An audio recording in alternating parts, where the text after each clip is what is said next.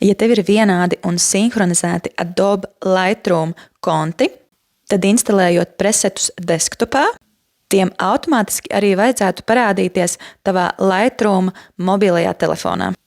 Atver Adobe Lightroom savā datorā un izvēlies kādu no bildēm tavā galerijā.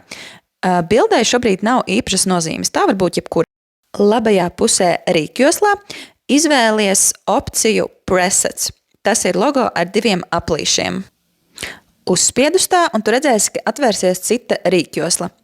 Tālāk redzi šos 3 aplīšus, spied uz tā, un atvērsies vairākas opcijas, un tev ir jāizvēlās Import Presets. Tad izvēlies jau lejupielādēto failu, un failu, lai instalētu, viņš nav jādzipo. Viņu tu droši vari instalēt, kāds viņš ir. Un lūk, visi preseti mums ir instalēti. Tos tu varēsi atrast labajā pusītē, sadaļā Presets zem Yours.